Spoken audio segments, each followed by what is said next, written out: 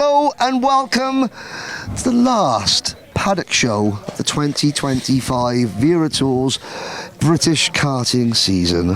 Aww. But we're going to make it a really, really good one. So, lots of reasons to be happy. I'm really happy because these are here. Formula 100 UK.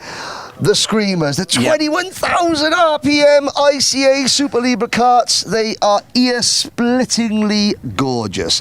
And by this time, you're watching this on the Sunday lunch break, they will have done their heats and they'll be ready for their final. And they are outstanding. But it's been a pretty good day today, hasn't it? Wouldn't you agree? Yeah, no, some really good racing in the Rotax categories. The weather's played its part massively, across the course of the day.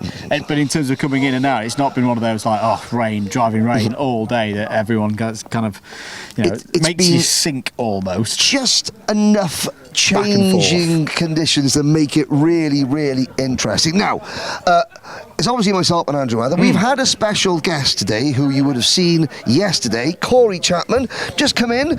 You've had a really good day. Now, we're going to wander down to see the Formula 100 guys, but before you leave us, what have you learnt or what have you made? Have you enjoyed your day in the Wera Tours British paddock?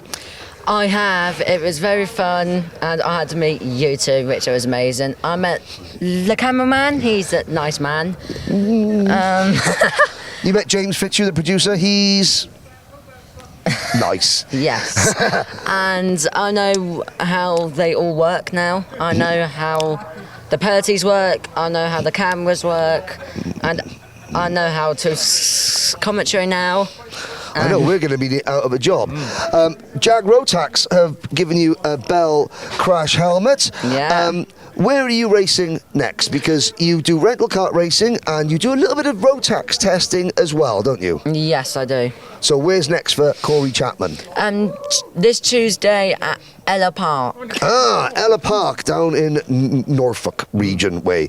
Brilliant. Well, Corey, it's been an absolute pleasure having you here in the paddock. Good luck with your racing, and if you are, like I said, if you're on the autistic spectrum, do not ever let it stop you from trying to achieve your dreams. What would you like to say if there's another young boy or young girl out there has autism? What would you say to them? Look directly in the camera. What would you say to them about not giving up? Just do whatever you want to do. If you want a car, that's excellent. And if that helps you grow, then it helps you grow. And you have to just believe in yourself. Excellent. Very well Thank said. you very much, Corey. Corey, I will see you again. Have a safe journey back. You have got to go and take all the stuff and the shirts and the caps and the stickers and all the photos you've had with the drivers back to your house. You've got a 2.5 hour drive home. Yeah. Thank you for being part of the paddock here today. Thank you. You're very welcome. Right. There goes Corey. Great. Now, let's talk to some of these hooligans. Mr. Bowen, come on in. Now, explain quickly the Formula 100, the rules and regulations. What are the karts? Where are they from? What engines have they got? And generally that side of thing for the people that have never seen this before. So basically, what we've got running here today is we've got two classes: the Formula Super A's, or the or Super Libre, as you've named it, and the Formula ICA's. The Super Libres use rotary engines and 30mm slide carburetors. The ICA's use 24mm butterflies. All the karts are pre-2000, so anything before the year 2000. I think with the exception of one or two. Best decade ever, as we discussed. Isn't it just? Absolutely. Isn't it just? And yeah, they max out. I think we've had one or two of us in the past do nearly 22,000 RPM. Of course, with that comes a lot of seizures if we run too lean on the carburetor. But yeah, it doesn't take any ounce of the fun away. So it's honestly, in my opinion, the best, the most fun you can have this far from the ground. Yeah, absolutely. Jay Fairbrass is over there. Now, Jay, I commentated on Jay Fairbrass when he was racing in the Dadson Challenge? Masters. Yeah, the Dadson Masters. Yeah. Tell us a little bit about what we've got here. As we'll go and see some of the equipment as well, won't we? Of course. Have you ever wandered down? Why not? Yeah, the Dadsons was great, by the way. Thanks for looking after us on that. We really enjoyed them years in that. F100. So, as Bowen just told you, homologated chassis, homologated engines from the 90s, and some of them earlier, to be fair. All air-cooled, all 100cc, all period equipment. So everything you see on screen today and tomorrow will be as it was raced back in the day. Nothing, no replicas. They could do repairs and stuff, but everything's as it was raced back in the day.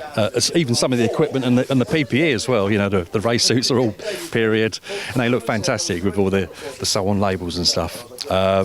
Who do you want to see? Should we have a chat with Matt? Have you seen these guys? Or we had a chat with Joe yesterday. I think we'll have a chat with Matt because we didn't see him yesterday. Although I think Henry's found someone there. Henry, who have you found? I found ex-vice champion in the Wera Tours KZ2 class, Tom Longfield, and somebody who apparently I know, although I've got very little recollection about it. Can I just ask, what's your name? My name is Joe. Joe. Portimao 2017. Apparently, this gentleman and I had a really good night in Portugal. A Jägermeister competition, I think it was. Anyway. Right, enough of that. Talk about this, Tom. What are we looking at, and what goes on between each race to keep these running as crisply as they can? Coffee. Plenty of caffeine. It's a proper piece of kit, isn't it? They shake themselves to bits like most go-karts, but the biggest thing for me in this category, Joe will confirm it, is motors. They like to grenade themselves, so you need a big arsenal of engines, and if you're not au fait, let's say, on the carburation and feeling what the motor's doing, you've got some homework to be doing because they are very sensitive. Because that's the beauty of these karts. You can see the drivers working the engines as they're driving. You look back at any footage on YouTube of the 90s, of some of the World Championships of the likes of Manetti and Trulli and all that. You can see the drivers working every corner. Every corner. It's remarkable, isn't it? Yeah, I'm not good enough for that, but I do my best. But I mean, this is obviously the O. So it's the Motorsport UK O plate for this class, and as you can hear, it's just started raining again. So we might end up spending quite a bit of time talking about this. So what is this? It's a Tony kart. Year 97. It's a 97. Yeah. I've also noticed there's a lot of you're getting retro stickers made up so they look like they do in periods. That's part of the fun, isn't it? Why would you want something from said era that doesn't look like it was from said era, Exactly. I heard you say earlier on, karting was at its best. They're light, they've got grip, they rotate, the noise, standing in the grandstand hearing these things, nothing. I remember being 8 years old in that grandstand, looking up to this category, and I never got to race it. Even KZ is a lot more physical, a lot more full on, a lot more intense, but there's so much to this, and these are so nimble. They're alive, There's something visceral. During the qualifying session that you had took place today, I stayed down on the dummy grid, and I actually stood on an empty dummy grid, and the noise as you came out of the final corner, it was a slippery track, it was unbelievable. It reminds you why you love karting. It really does. You obviously do this, say a bit of fun. A bit of fun, yeah. A bit of fun, yeah. I'm too old to do anything else now. And then when this started, this is my 10th year in this now, which makes me feel really old. But I keep coming back to it. I say, I'm going to retire, and they all... But I come back, and I still come back, and I come back again. Jay, Matt, I thought you were retired, I come back again. You just can't stop. It's nothing like it. And the beauty is that more and more of these karts are appearing as people sort of go back into their garages and take the frame off the wall. What are the grids like in F100 away from this event? Previous years, it's been a bit hit and miss because we are getting towards like 10 years now, kit's getting harder to find. Like engines, we've only got a certain regulation on engines, piston sizes, trying to find liners, and that's all the technical side of it.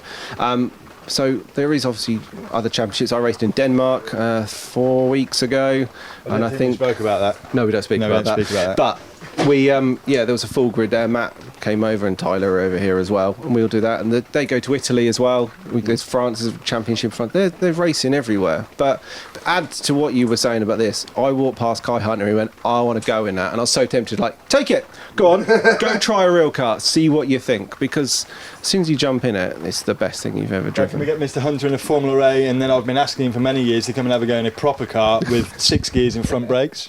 But he doesn't seem interested, you know. So, well, Mr. Hunter, give me a ring. Well, Kai Hunter is too busy growing a moustache at the moment. But isn't it fabulous? 9.5 out of 10 on the moustache. I mean, it's got it's Nigel Mansell-esque. Yeah, absolutely. Yeah, Basil Brush, something like that. Right, let's have a little look. Thank you ever so much. Great to see you. And you guys.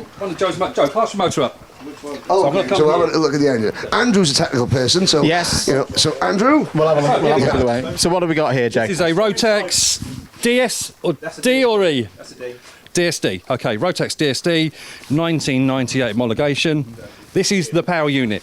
This is everything. No battery, no starter, no clutch, no nothing. Ignition is that. It's a CDI ignition, driven from a rotor on the back there.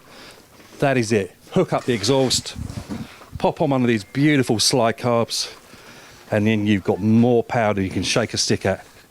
They're amazing. A very light, nimble chassis. Stick a drive like Joe in it, and then we go backwards. Yeah, you're going backwards. That is it. That is the lot. That is your machine. And back when we first started this series, these were changing hands for just a few £100s. Gone up a little bit now, but it's still very reasonable.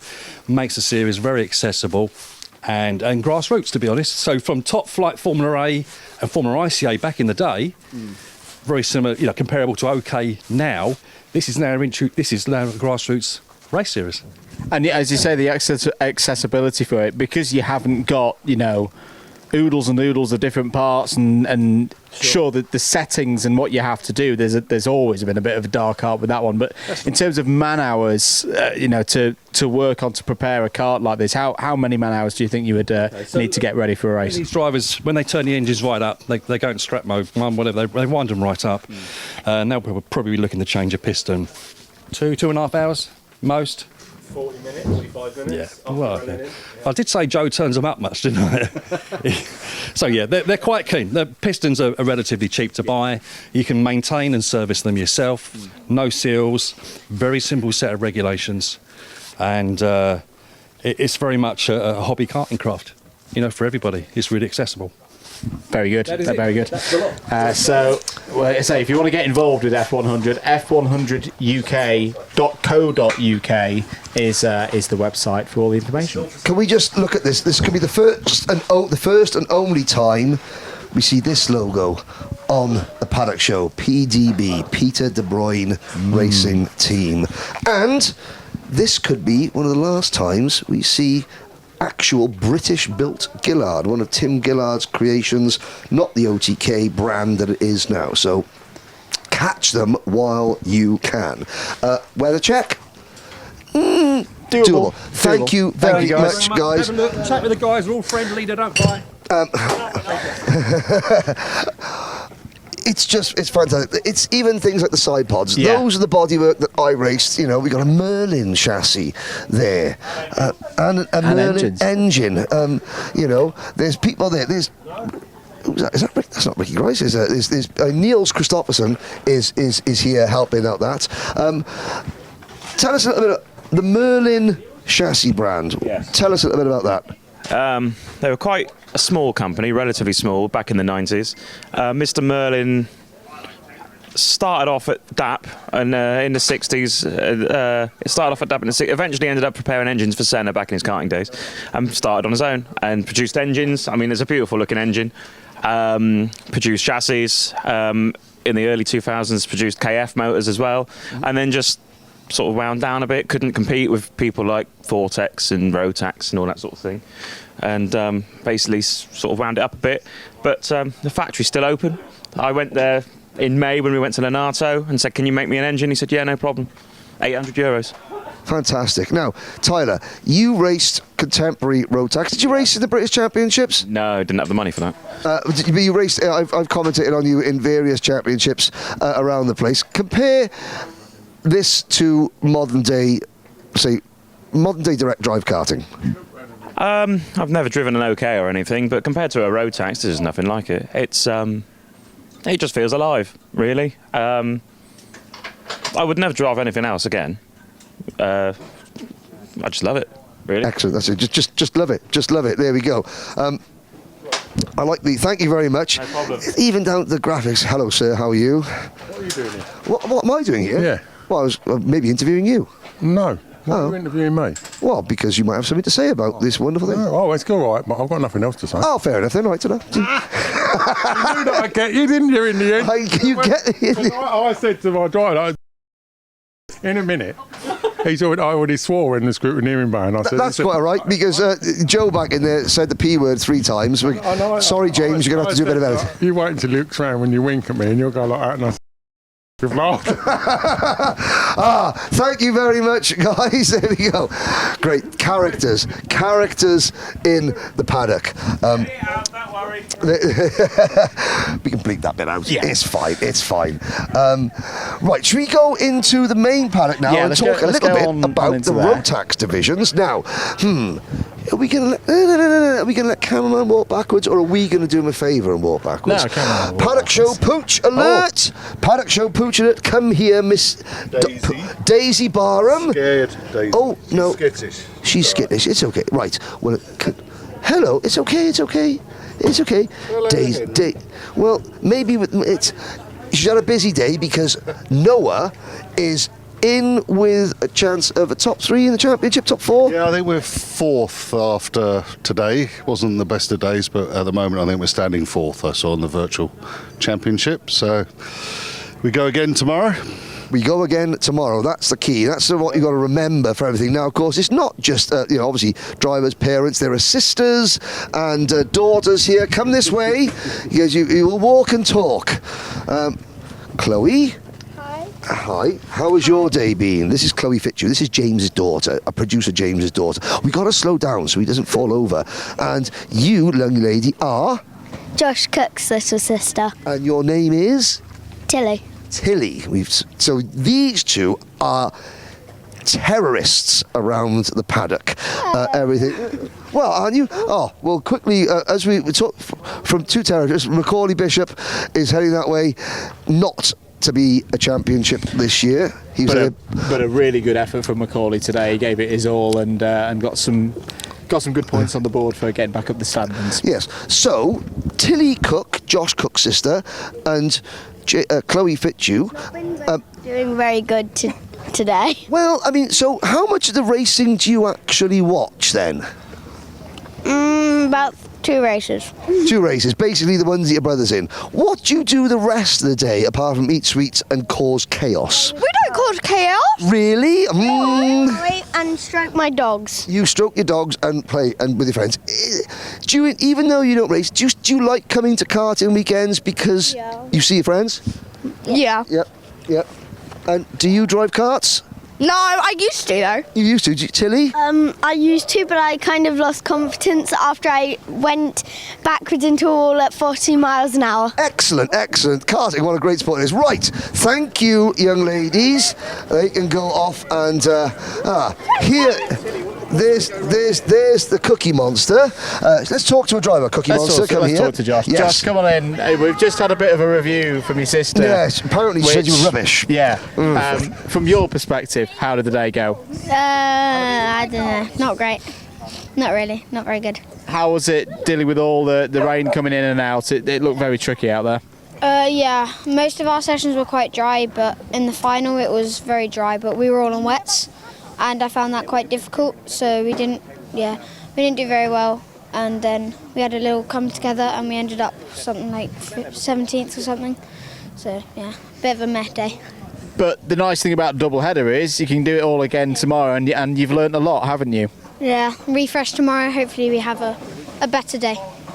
What's the thoughts going further on? We always talk about the end of the season and what drivers are doing next, where they're racing next. What's the plan for you?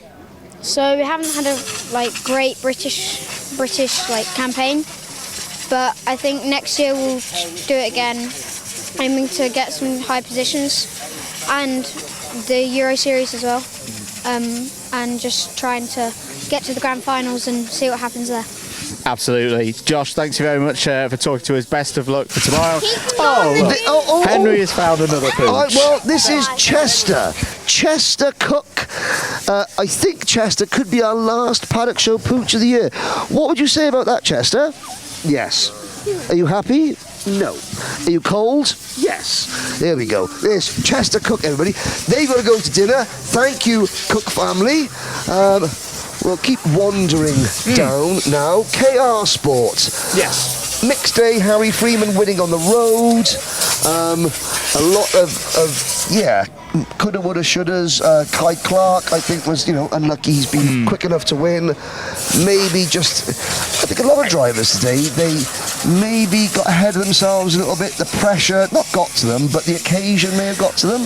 I think a bit of a microcosm of the whole season for some of KR Sports drivers. As Josh alluded to just there, you've got a lot of drivers in this awning this year who it's their first year at division level X, and we have seen a lot of speed from their drivers. Harry being a really good example. It's not the first time we've seen Harry at the sharp end of a field, but yeah, just and that's the nice thing, I think, particularly for their junior drivers. I'll be interested to see how the juniors race tomorrow, now that everybody knows Jacob's got the title, it's all done.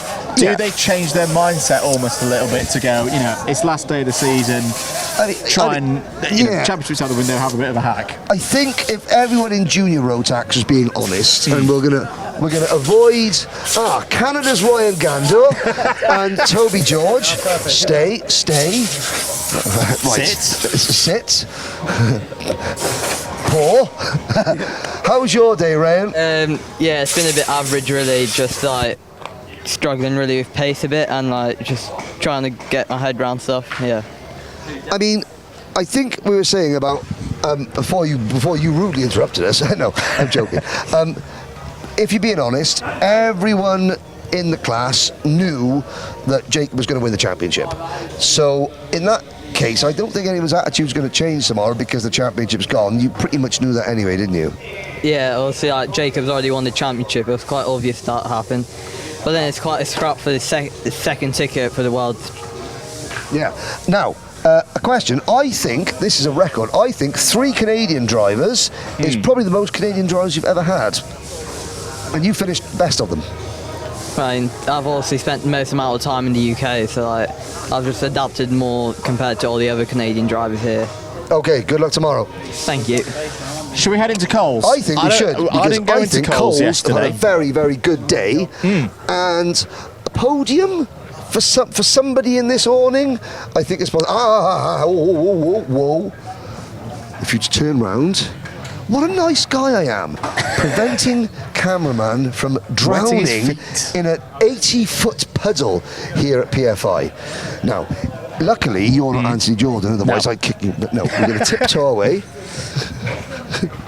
into the Coles Racing awning. I tell you what, you bring a driver out, tell them to turn the music off, and I will pick on this random person here. Please tell us who you are and how your day has been in whatever role you are doing. Come and stand outside. Show the world your face. Right. I don't really have any roles. I'm just chief supporter, I guess. Okay. Hugh Moulton. Oh, Hugh Moulton. Cousin Moulton. Have you been following the season? You come to every race? Every single race. What's that like as just a supporter then? Because, a cousin, it's not like mum, dad, sister, it's a sort of, Yeah. I'm sure there are lots of drivers with cousins, not many of them are here. No. But you are? Yep.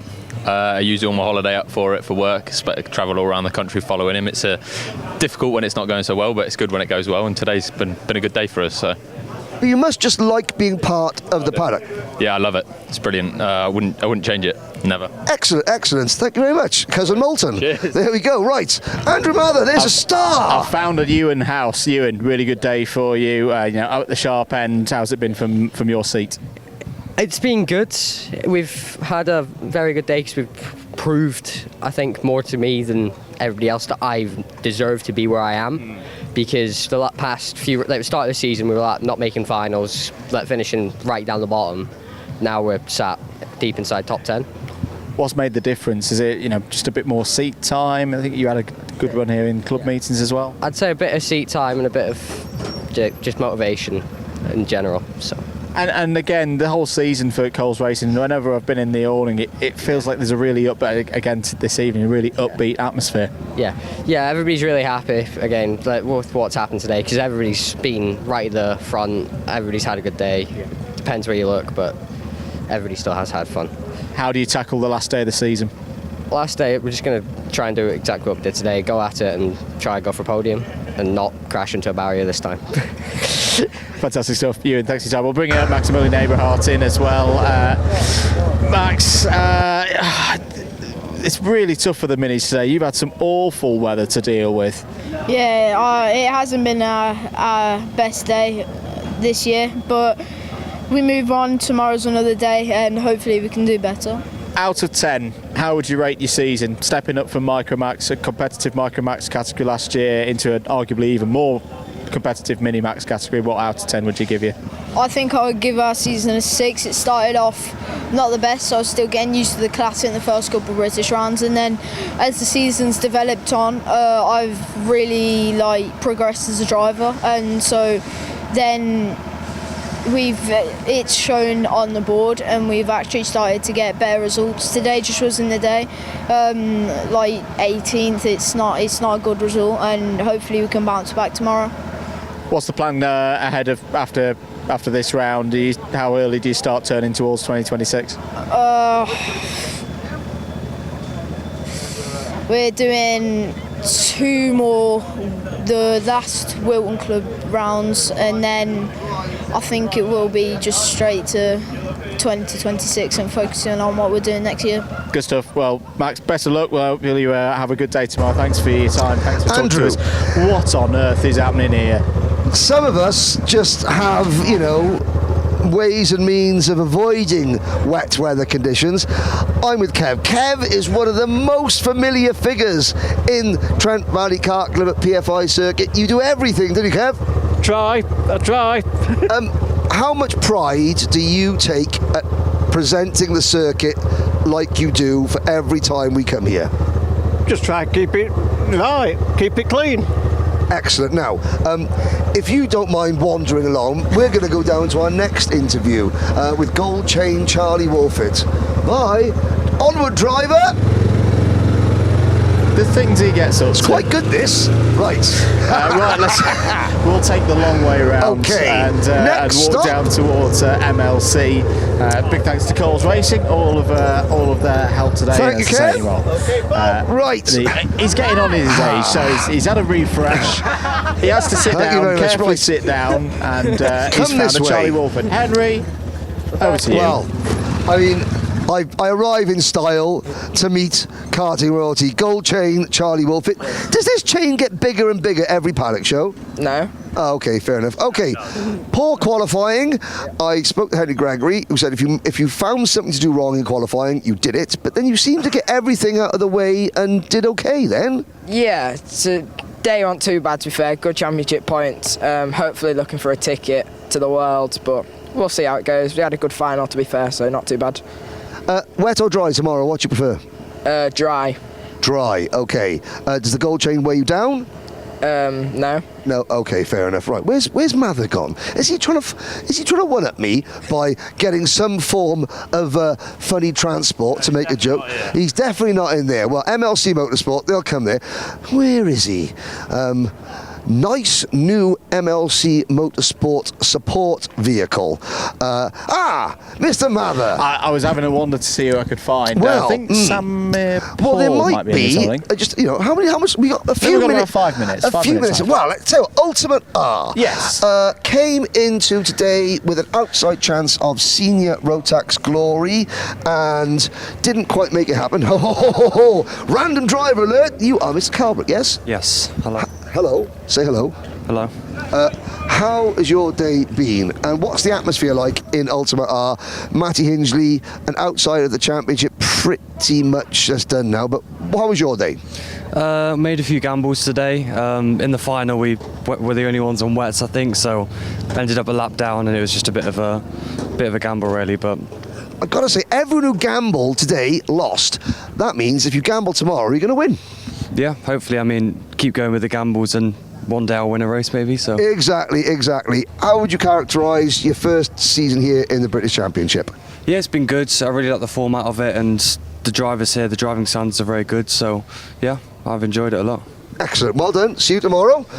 Very well said. And yeah, you'll see what happens tomorrow for the Ultimate R team. Now, look, Jack's Motorsports are down there. So Strawberry Racing, first things first. Albie Lapper, win in junior, excellent. Luca Holmes-Ballock could have won in junior. At one point, Harry Bartle was your senior Rotax Championship leader. So there's a lot to be positive for from Strawberry. It's been a mixed season for them, but today they have been excellent. But as we're walking down, and the display you made, it's good that you raised about Harry Bartle there. Obviously for Bartle and for Lewis Gilbert, I don't know if we've got enough time to cut I've got to say, Scotland have been heavy in the chat. They've had a shocker. But Higgins could have a shocker tomorrow. We saw a 27-point swing from Gilbert to Higgins in one race day. If it happened in one race day, it can happen in another. 20 points in senior Rotax is nothing, because there are 20 drivers that can easily win.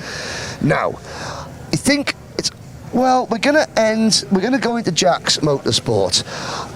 I think Jared Fox-Whiteley, what a drive. He hasn't got the result to show for it, but today, Jack's Motorsport with Jamie Perilli and Jared Fox-Whiteley, I would say that even though they haven't got the results, it's probably their strongest day in the British Championship. You've got, George Quinlan didn't have the best qualifying, came storming through in heat number 1. He's the only driver here on an energy chassis. George's day, how was it? Yeah, pretty good for him. Good starter for the British. So. Yeah, not too bad. I mean, what's it like working with the energy core chassis? Oh, so easy. Like best thing on the grid. There we go, best thing on the grid by far. Jamie Perilli's down there. One of a number of a season, a number of drivers have had injuries this season. We haven't been walking along singing the song in a Mikey Walker Wonderland today. Two unsung heroes of the day. I'm just saying, you haven't got the results to show for it, but my word, Jack's Motorsports have put themselves on the map. You managed to throw it off about 7 times in the final, but you were leading, and this man down here, Jared, get off your phone, come here. The gambles. So, take the results out of the question. What was the performance of the team and you guys like today? Oh, brilliant. We've had a massive step up recently. The power has felt great. So we feel like we're in contention again finally. So it's all going really well. I'm really happy with everything. How are you feeling? So what happened at the start of the year? I broke my collarbone and rolled over. But luckily it was all okay, and we're back to speed now. Okay, well, tomorrow, come rain or shine, you're going to be a contender. And the good thing is you can use this to your advantage. You're not in a championship fight, so everyone else has got to maybe play it easy. They can't take too many risks. You can go hell for leather. All or nothing. All or nothing. Speaking of all or nothing, Andrew, can we just take them? I mean, let's. Jared, you pop in there a minute. Right. Okay. What can we say? Well, if 3 more minutes. 3 minutes is all you needed. But you came from 22nd? Yeah. To the lead, pulled a 7-second gap. All the while having to dodge. How tricky was that to come through? Yeah, it wasn't easy.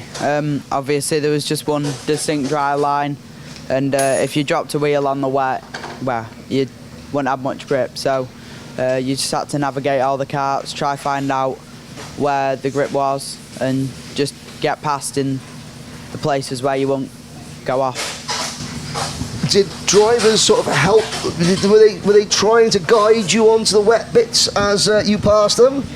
I don't really know. I didn't really pay attention to that. I just tried to drive. Just go. Yeah. So the painful question, Andrew, when the first spot of rain and the second spot of rain hit your visor with about 3 minutes to go, number one, how did you feel? But number two, how did you not then overreact and throw it off? Because you didn't. You kept it on the island. I just stayed calm. I thought if it's only a little bit of rain and it's not that much of a performance disadvantage for me, I'd be able to keep it on the road, and because I built a bit of a gap, I might have been able to keep it and hope that the rain had stopped and then it'd dry up. So I just kept calm, tried to keep my cool, but then obviously the rain got worse and the grip got worse with it.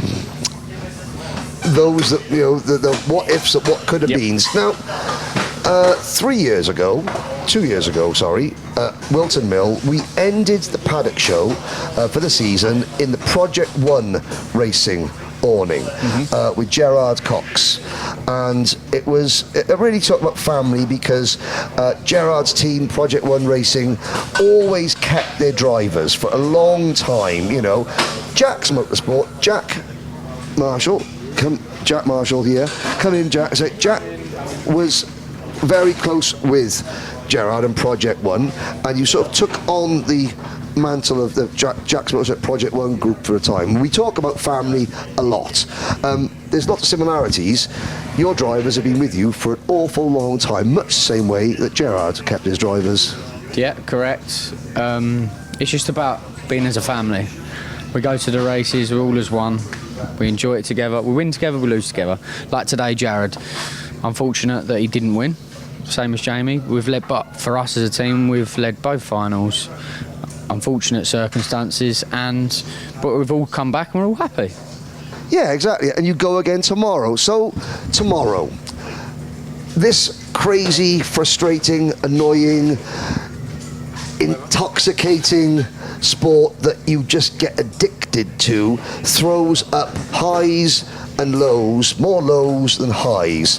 Yet, through the last 10 events, the whole season, this multicoloured, multicultural family from all corners of the United Kingdom, on track, off track, in the commentary box, behind the cameras. We always travel together, we win, we lose together, and we will win together, I'm sure, with Jared Fox-Whiteley. But that is what makes this sport so amazing, isn't it? And yeah, it's a very poignant moment and a bit of a sad moment that we don't get to do another one of these till March, April next year. But thank you very much, everybody, for joining. Thank you for your support of the paddock shows, the build-up shows, all these drivers, all of these teams. We couldn't do it without you, and we're not quite done yet. If you're watching on Saturday night, we've got all the racing Sunday. We go again for another round, and if you're watching during that Sunday broadcast, we're about to see another set of British champions crowned here at PFI. Don't go anywhere. And one final thought: if you're not part of the karting family but would like to be, as a young man, Corey Chapman, found out today, we're all right. We're quite a friendly bunch, really. Well, we're a bit weird, but come on, join the family. We'll be here. See you tomorrow morning. Let's crown 3 more British champions.